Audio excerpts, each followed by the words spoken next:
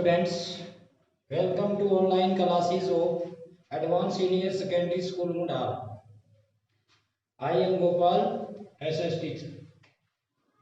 Class 9th SS में आज आपको हिस्ट्री का थर्ड लेसन नाजीबाद और हिटलर का उदय से शुरुआत करते हैं। पार्ट 1 है।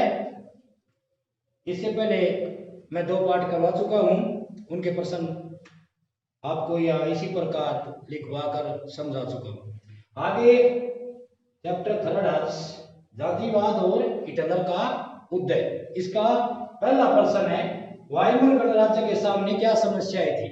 पहले तो आपने ये जानना है कि वाइमर गणराज्य क्या था। जर्मनी के अंदर एक क्रांति हुई थी। उस क्रांति के द्वारा राजतंत्र का पतन कर दिया गया। राजा था वो एल्सन विलियम द्वितीय देश छोड़कर भाग गया और वहां राजतंत्र का पतन हो गया। राजतंत्र का पतन होने के बाद वहां गणराज्य की स्थापना हुई और उसी गणराज्य को वाइमर गणराज्य के नाम से जाना जाता है। ये जो वाइमर गणराज्य वहां बना, राजतंत्र के पतन के बाद वाइमर गणराज्य वहां बना, तो इसकी क्या समस्याएं थी। जर्मनी देश की बात कर रहे हैं हम, और ये भी प्रथम विश्व युद्ध के समय। तो वाइमर गणराज्य के सामने क्या समस्याएं थी। एक तो राजतंत्र का पतन हो गया, राजा भाग गया। दूसरी बात है, राजतंत्र का पतन हो गया तो गणराज्य की स्थापना हो गई। अब गणराज्य जिसको क्या कहा गया, वाइमर गणराज्य। अब इसके सामने क्या समस्याएं थी ये देखना है। ये एक तो वर्साय संधि। वर्साय के अंदर एक बहुत बड़ी समझौता हुआ। ये प्रथम विश्व युद्ध के बाद की बातें हैं, 1918 के। प्रथम विश्व युद्ध के अंदर जो यूरोपियन देश थे वो 2 गुटों में बट गए थे। एक गुट के अंदर थे मित्र राष्ट्र अमेरिका, तो वैसे बाद में आया था फ्रांस, रूस और इंग्लैंड। इनको कहा गया मित्र राष्ट्र। एक गुट के अंदर थे जर्मनी, ऑस्ट्रिया और हंगरी। इनको त्रिगुट कहा गया, केंद्रीय शक्ति।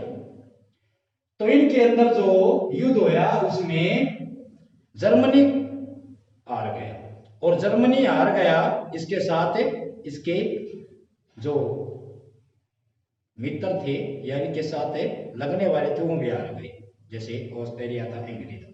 तो इनके साथ वर्साय संधि की गई। इसके अनुसार जर्मनी, मित्र राष्ट्रों ने जर्मनी के ऊपर बहुत सारी धनराशि, बहुत सारी, उसको कहा गया कि आप सैनिक नहीं बढ़ाओगे, आप हथियार नहीं बढ़ाओगे।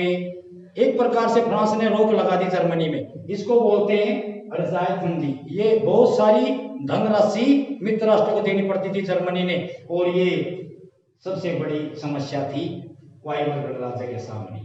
उद्योग तथा व्यापार ठप हो गए वहां पर, ना कारखाने चले ना कोई व्यापार चला,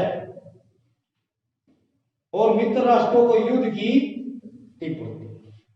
भरपाई करनी पड़ती थी। जो युद्ध प्रथम विश्व युद्ध होया उसमें जर्मनी आया, तो मित्र राष्ट्रों ने उसके ऊपर सारी जो भी इसके अंदर हानि हुई प्रथम विश्व युद्ध में उनकी इसके ऊपर लाभ थी, और कहा कि ये जर्मनी ने देने पड़ेंगे और इसके साथी देशों ने।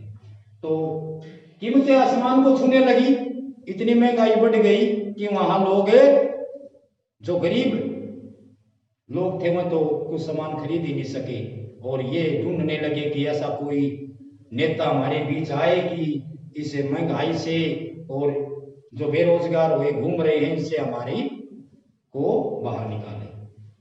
1929 की आर्थिक महामंदी आ गई। 1929 में आर्थिक महामंदी आई थी। अमेरिका जैसे देश को भी, अमेरिका जैसा देश भी इससे नहीं बच सका, वो भी धराशायी हो गया था। 1929 के अंदर संसार के अंदर आर्थिक महामंदी आई थी, धन की कमी हो गई थी। ये तो मैं आगे बताऊंगा बड़े प्रश्न में क्यों हो गई थी। यहाँ तो केवल हमने एक समस्या देखनी है। तो ये जर्मनी के ऊपर भी प्रभाव डाली, इतना प्रभाव डाला जर्मनी के ऊपर भी कि वहां आगे हिटलर का उदय हो जाता है। हिटलर का इन्हीं कारण से युद्ध हुआ।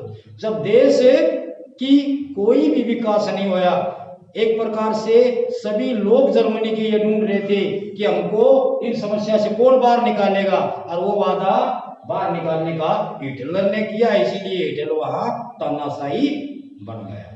तो मैंने बताया वाइमर गणराज्य क्या है। वाइमर गणराज्य वो था जब गणराज्य की स्थापना हो गई राजतंत्र के बाद, तो वाइमर गणराज्य हुआ। वाइमर गणराज्य के सामने ये समस्या थी, वर्षाय की संधि मित्र राष्ट्रों ने की थी। वे जर्मनी पर बहुत सारी रकम ले रहे थे, जर्मनी को बिल्कुल स्वतंत्रता खो दी थी, हथियार सैनिक सब कुछ फ्रांस की मर्जी से होना था। मित्र राष्ट्रों को युद्ध की क्षतिपूर्ति और जो धन जितना लगा है वो सारा भरपाई उनकी करनी पड़ती है। तो इस प्रकार ये पहला प्रश्न अपना कॉपी के अंदर भी लिख लेना और याद भी करना।